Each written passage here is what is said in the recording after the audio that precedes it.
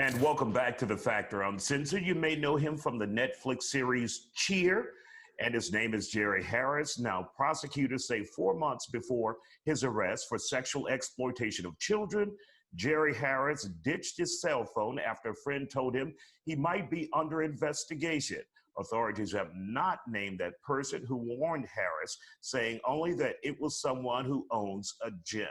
Rania Mankarious joins us now here on The Factor Uncensored to talk about this. Are you surprised that here is a celebrity being warned and told the feds are coming?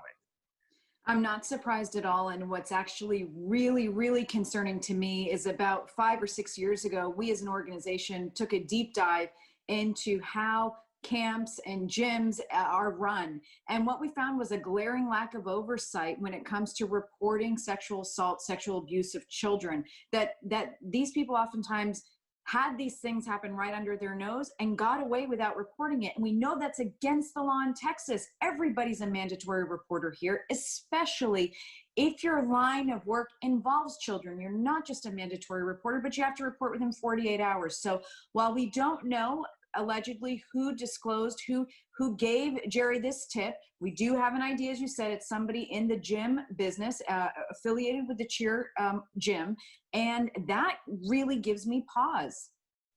Now, it's not necessarily just his celebrity status. If we're seeing a pattern of it, even here in Texas, where you said people just refuse to report the incidents.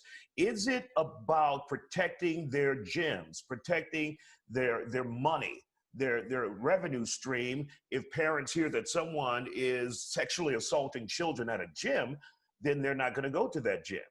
Absolutely. And at least what we found in camps is a lot of them are in parts of the state where they really run the budget. And similarly with these camps, with these gyms, they can't risk this type of negative PR. They need people in and out of the doors, paying that monthly fee or paying those hourly services. And it's bad PR. And there's been this lack of oversight, quite honestly, when it comes to how these places are managed. But beyond all of that, the fact that an adult took it upon him or herself to go ahead and warn the perpetrator, to try to sabotage an investigation, get rid of evidence, and instead of choosing to protect the child, and in this case we know at least of 2 victims that came up, Jerry himself has said there could be 5 to 10 if not more, is beyond me. And I don't understand how that could happen, and it's certainly not okay. If the gyms and the camps won't look out for your child's best welfare, what advice would you have for parents out there to keep their children safe if they're attending gyms and camps where there could be, not at all, but there could be a predator among them? It's important to have the conversations. And look, it's awkward. It's awkward for all of us. I'm a mom myself of 3 kids. It's the last thing I want to talk about with them. But if I'm going to put them, to send them to a summer sleepaway camp or to a gym where they're changing, they're in and out of bathrooms, they're spending a lot of time with their coaches, it's incumbent upon us to have these conversations. And it's not about being paranoid. It's about equipping your child with the tools they need in case, and it's a small probability, but actually we're seeing it increase over and over and over again. And certainly what we discovered in summer camps was overwhelming. The numbers were staggering.